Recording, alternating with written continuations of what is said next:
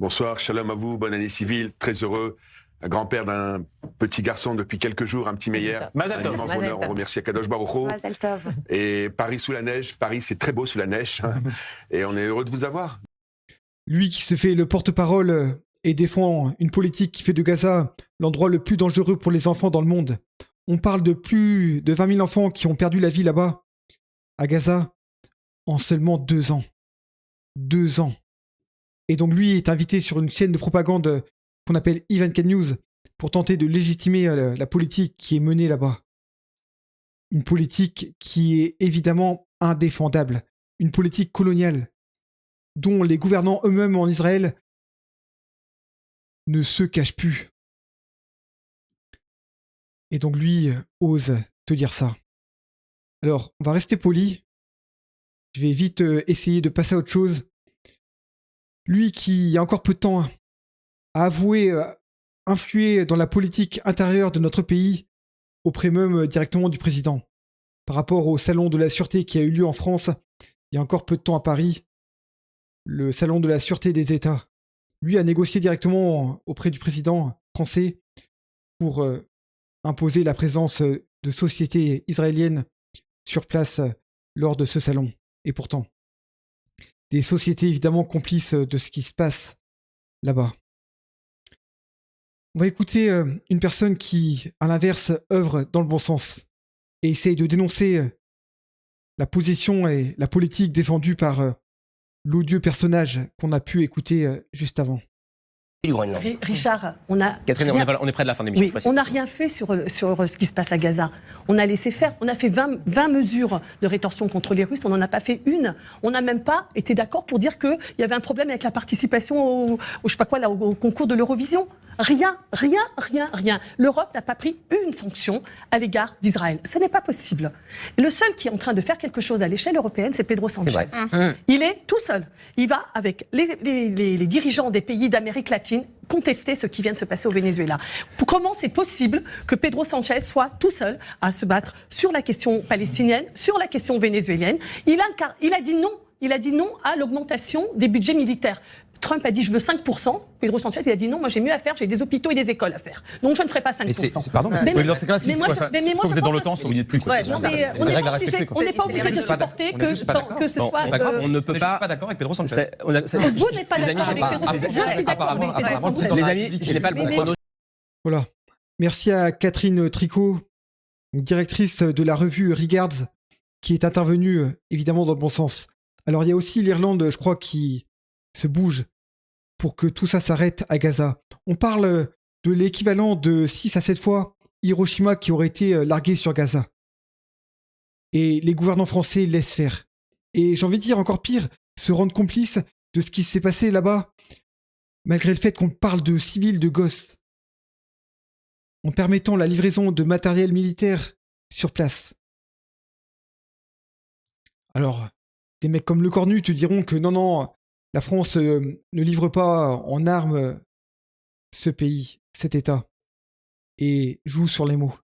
Du matériel militaire est livré là-bas, par le biais de sociétés françaises, Eurolinks, Thales, enfin bref. On en parle, mais tristement rien ne bouge. Et encore pire, ça bouge dans le mauvais sens. Et on a un champion, vous avez entendu lors de cette vidéo, qui ose aujourd'hui te parler de l'OTAN. Qui a mené la danse dans cette OTAN depuis des années pour défendre ses intérêts, évidemment pas les intérêts des autres États présents là-dedans. Qui a mené cette danse injuste? Et aujourd'hui, quand on voit ce qui se passe actuellement en Amérique, la position des gouvernants européens hypocrites qui n'arrivent pas à condamner ce que fait Trump et qui vont de plus en plus bégayer par rapport à ce qui se passe entre la Russie et l'Ukraine. Donc l'OTAN aujourd'hui, évidemment, peut être remise en question.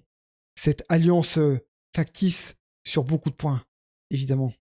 qui est vraiment saisissant dans ce que dit Donald Trump, c'est que très clairement, il énonce l'intérêt des États-Unis comme moteur principal. Et alors après, avec des prétextes divers, qui sont faux ou pas, mais en tout cas, il ne s'empare pas de valeurs pseudo-démocratiques comme le faisaient ses prédécesseurs.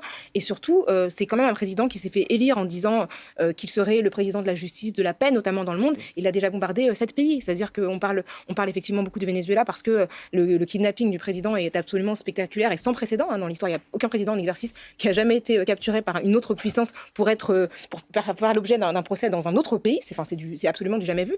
Mais on rappelle qu'il a quand même bombardé le Nigeria en inventant un génocide contre les chrétiens qui n'est pas confirmé par le gouvernement nigérian lui-même. Et ça, ce bombardement a eu lieu le jour de Noël. On sait qu'il aurait pu avoir lieu à un autre moment, mais il a été influencé notamment par les droites évangélistes des États-Unis. Donc c'est un président qui est extrêmement belliqueux, qui bombarde le Nigeria, la Syrie, le Yémen, l'Iran. Enfin, il y a 7 pays qui ont été bombardés. Le Nigeria. Oui, le Nigeria à Noël, le jour de Noël, faisant des dégâts collatéraux. Alors il a prétendu cibler des groupes terroristes. Différents. En disant, ouais, voilà, c'est ça. Mais le gros justificatif, c'est que des chrétiens seraient persécutés par les groupes terroristes, alors qu'en réalité, ces groupes ciblent tout le monde au Nigeria. Donc c'est vraiment effrayant. Merci beaucoup. En parlant de chrétiens, on l'a jamais entendu, le Donald, par rapport à la persécution que vivent de nombreux chrétiens en Israël. Quand on a vu que des églises ont été bombardées à Gaza, avec des citoyens dedans.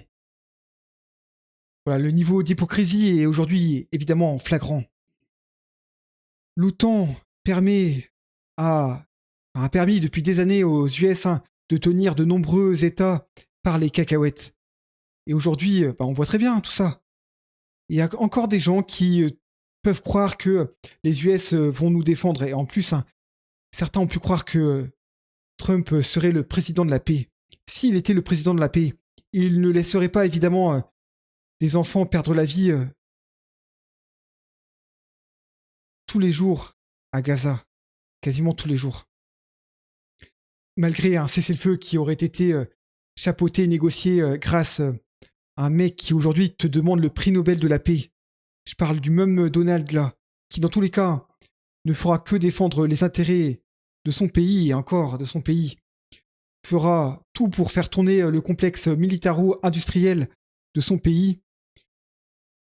Voilà, avec les conséquences qu'il y a derrière. Et donc, il se sert de l'OTAN pour tenir de nombreuses nations par les cacahuètes. Et aujourd'hui, ceux tenus par les cacahuètes commencent de plus en plus à bégayer parce que le grand allié qui est censé nous défendre se fout de leur tronche ouvertement. Voilà. Donc, moi, je suis là. J'essaie de me rattacher aux valeurs que je peux trouver à droite à gauche. Heureusement, il y a des gens qui dénoncent tout ça. Merci à Rokhaya Diallo, merci à Catherine Tricot, merci à toutes les personnes qui œuvrent dans le bon sens, qui dénoncent cette hypocrisie flagrante. Et il faut essayer de réfléchir pour, comme je dis, trouver des repères, se rattacher à des valeurs, essayer de trouver un chemin pour que, déjà, les tragédies s'arrêtent, même si nous, en tant que citoyens, on peut se sentir impuissants face à tout ça. On va continuer, pas lâcher. Merci à tous ceux qui me soutiennent, merci à tous ceux qui se bougent sur le terrain, évidemment. On va continuer.